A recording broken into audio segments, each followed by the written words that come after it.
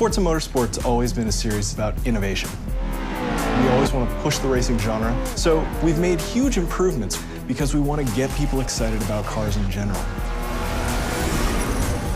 The Alps is the ultimate driving road because it's set in a beautiful location and the ribbon has been hand-tuned over months of testing to make sure that it's just the right balance of speed, challenge, fun, in a wide variety of cars for a wide variety of players. Because we're a virtual game, nobody's going to get hurt. Since we're not concerned about driver safety, we can go to these epic places like the Bernese Alps and build basically the world's best driving roads, and we have total creative freedom. We actually looked at 15, 30 different locales, and the Alps is just the most epic. The landscape is so surreal, it's crazy. I mean, these mountains are very different from any mountains you see anywhere else. I mean, it's just with all the jagged peaks. We are on part 1 of a trip that will take us through Switzerland and Italy as the guys from Turn 10 gather source material and basically inspired by the entire trip.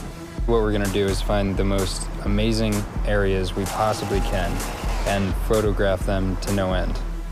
We took a really long elevator ride after a train ride and a long walk and another train ride. Took a while to get up here, but oh my God, it's worth it. Did you guys see the background and everything? Yeah.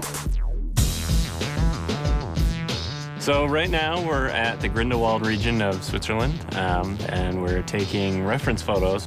We mount a camera to a tripod on a panorama head. The panorama head enables us to take pictures in different increments and multiple exposures. We stitch them all together and then we get an HDR. An HDR is high dynamic range image. Each frame that we do at a multiple exposure. So when you stitch it all together later, you can slide through all the different exposures. So you can go from a very dark scene with a little pinpoint where the sun is all the way up to a very exposed image. And that way it gives us the full range to play with when we go to make our sky domes later. We have a pretty long production cycle, so probably about a year of full production once we get home.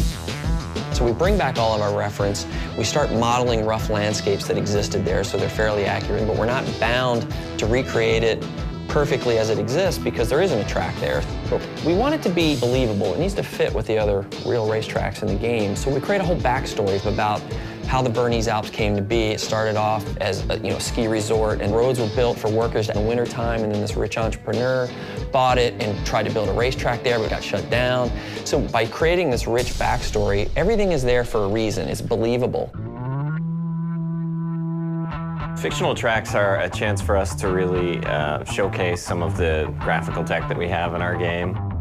We've redone our lighting engine, and this track in particular, with its very bright snow and blooming, really shows off what our graphics engine can do. The television can only represent basically one order of magnitude of brightness, from 0 to 255, black to white, whereas the human eye in the real world can see, I think, 7 orders of magnitude of brightness, and in the real world there exists far beyond that. The sun is infinitely brighter than a white piece of paper, but on a television screen they look the same.